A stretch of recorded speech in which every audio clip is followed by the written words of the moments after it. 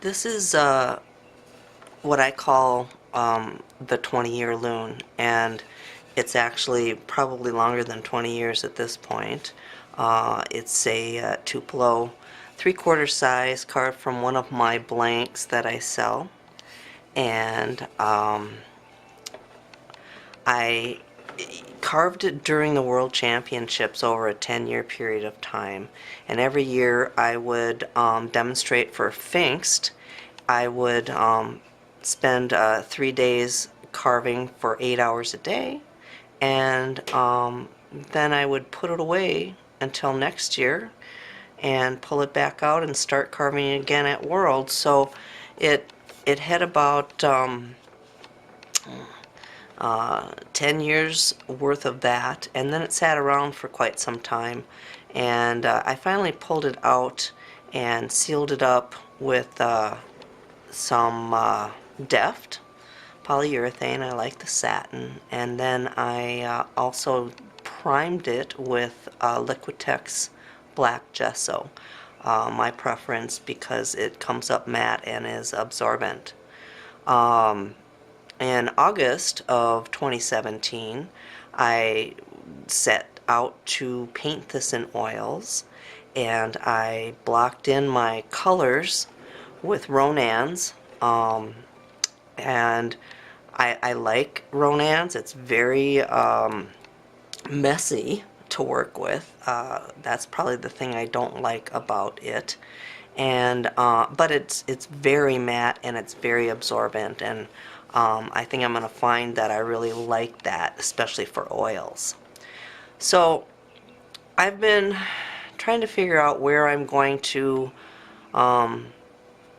what's my plan of attack on this in oils. I haven't painted anything smooth in oils since like 1987. So I want to I've thought a lot about it as I've painted in acrylics, and I think that some of my techniques could be adapted to oils, and I think I've got some new ones to refine, and that's what I'll be showing you on these videos.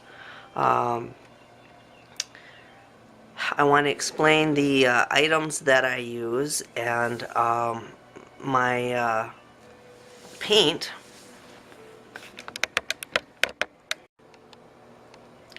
It looks worse than it is, but it is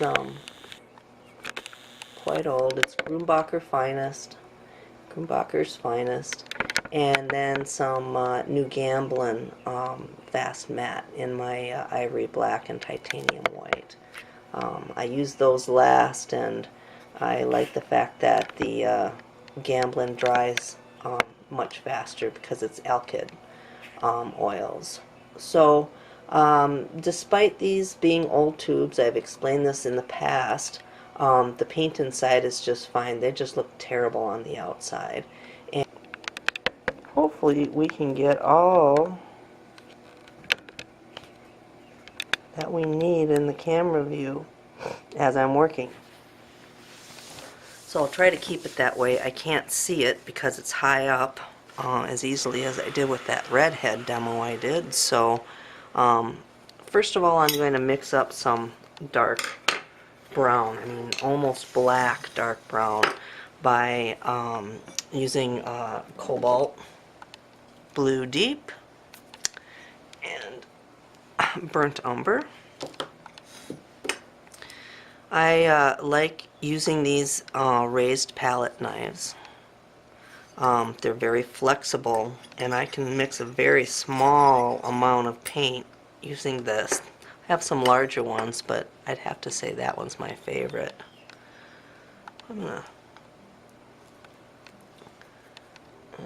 Oil paint goes a bit further than acrylics because it doesn't dry up as quickly. It will dry after time, but it's not like you can see that I have a little bit of trouble with this cover, which is why I had some dried paint in the end of the tube. Anyway, there's the burnt umber I'm going to be using, and coming up with a cobalt blue.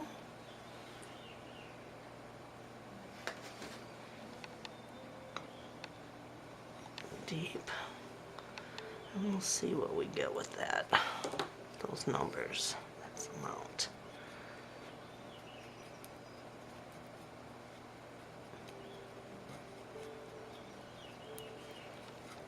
The blue really tamps down the red hues of the burnt umber, but generally speaking, and just like with the acrylics, burnt umber is a very strong pigment in, say, Traditions, Decoy Traditions acrylic paint. I use about half as much blue, or twice as much blue as I do burnt umber, ultramarine blue, in acrylics, to achieve the dark brown that I want to achieve here, and this is no exception. But I do want to get it mixed well, and I still don't think it's quite dark enough, so I'm going to add a little bit more blue. That's why I started out with such a small amount of the burnt umber. There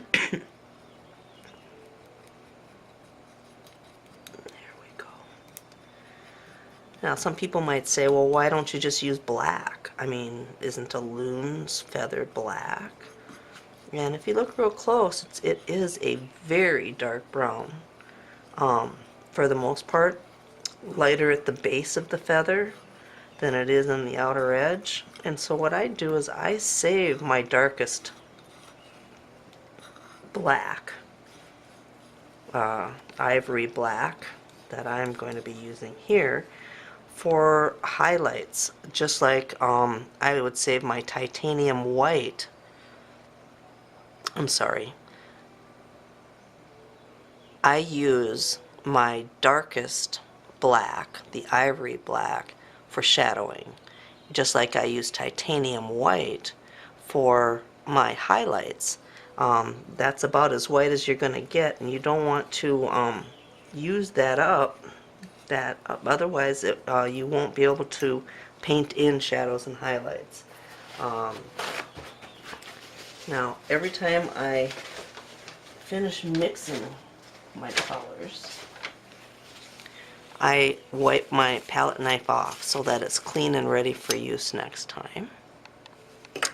And quite often I will clean up the area around so that I'll have room for other colors as I need to add them. So I'm happy with the dark color of this brown.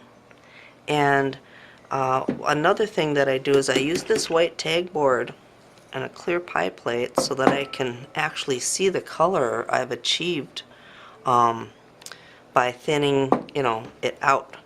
And during the mixture I can see what color am I really mixing up.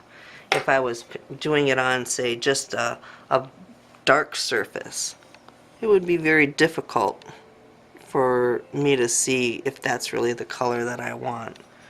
This makes it easier for me. So now, because I carved each individual feather into this bird, I'm going to outline the outer edge of each one of these feathers with this dark brown. And I believe I will have my best luck using a larger brush and pulling that detail. So I'm going to start with this. It's a Kolinsky Sable, 6168, number 8, and it's pretty much brand new. Never been used. And because I want a matte finish, I'm going to be using the Grumbacher Oil Painting Medium 1. And you start out using it, my first coats of all the colors, I'm going to be using 100% of the Grumbacher Medium. As I come back and do my subsequent coats, the second coat, I cut that back to 50-50 with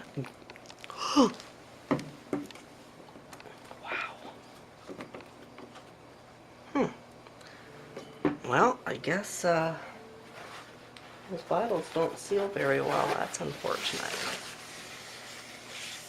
The seal on that bottle over time deteriorated and it won't tighten. So that's why that just leaked. Okay. So on my subsequent coats, I come back with a mixture of the 50-50 mixture of Grumbacher Medium number 1 and Grumbacher Turpentine. The reason I use Grumbacher Turpentine is because it is high quality, very refined, where if you use just your basic turpentine from the hardware store, you're going to find it has a lot of oil and it contributes to a lot of shine. And when it comes to oil painting your bird. So, what I need to do is I have my little measuring cups. This says 100% on it. This is going to have 100% Grumbacher Turpentine Medium. And I use it sparingly. It's very expensive. You don't need a whole lot. And you can always pour more in. I sure don't know how this is looking on the video. Let me see. Okay, I guess. So where to start? I think I'll start on the underside.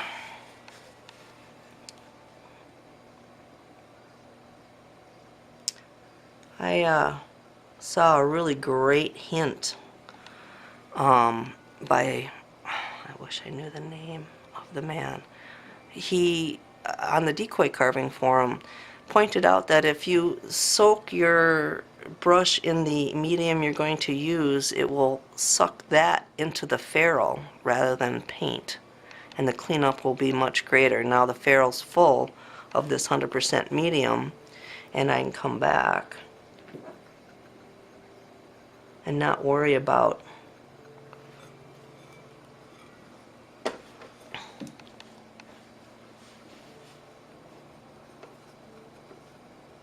that paint sucking up. This is a brand new brush, and I want to keep it really nice.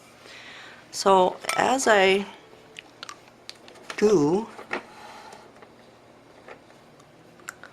with acrylics, I use really thin. You can see how thin that is on the plate. Let's see how dark that looks. So I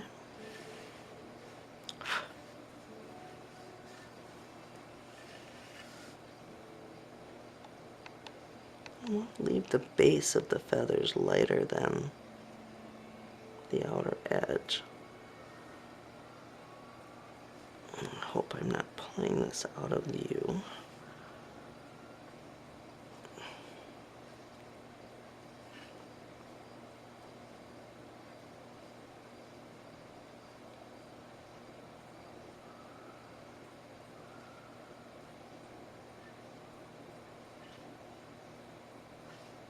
And because I'm doing it this way, it'll be important for me to do it the same way on the other side and remain even and with the same basic technique.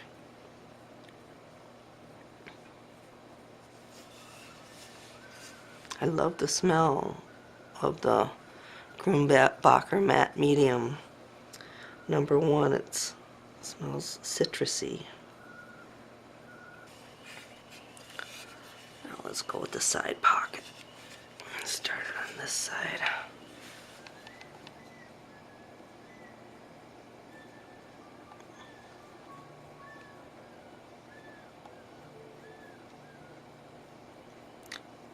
anytime you start painting,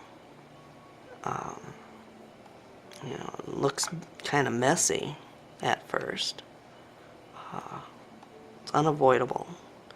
But the time you put in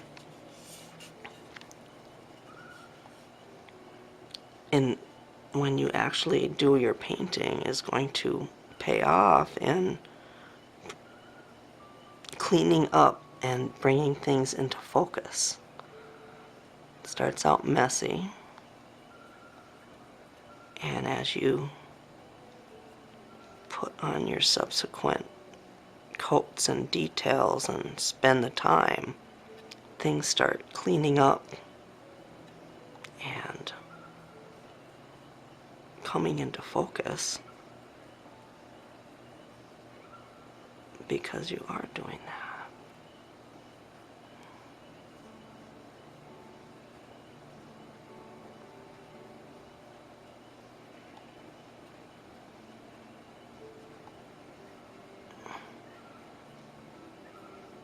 It's important to not thwart all of those beautiful feathers I carved and not paint them accordingly.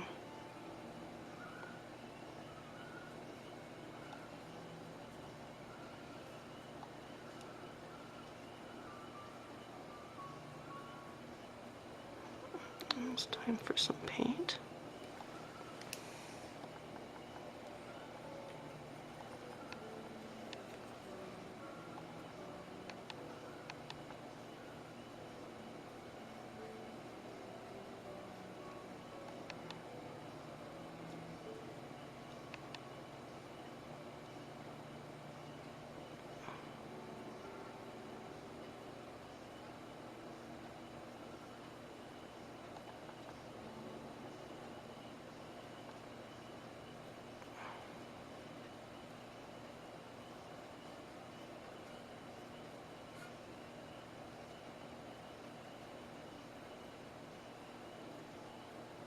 If I had used black to do this, my darkest black, I would have nothing to come back with that would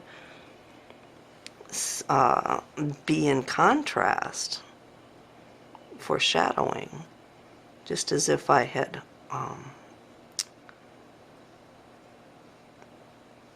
if I used a white on the breast that was titanium white straight out of the tube, I'd have no ability to do any shading and shadowing and highlighting using different shades of white or different shades of black.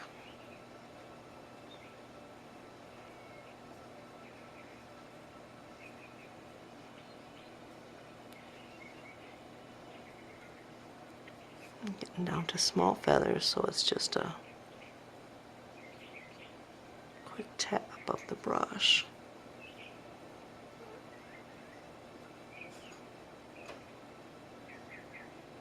And go so far up into the breast area, and then I'll have to come back with a different brush and get those feathers that work their way, get those edges that work their way up into the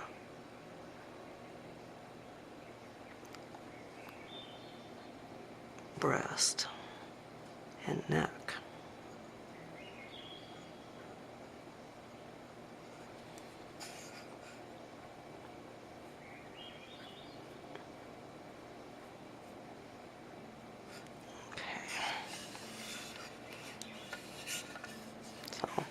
Before, after. Doesn't look like a lot, but it'll be more apparent as I work. Now, because I work backwards from back to front, because the feathers are in the back are lower than the feathers on top of them. I paint them in that order so that each stroke can be on top of the feather below it.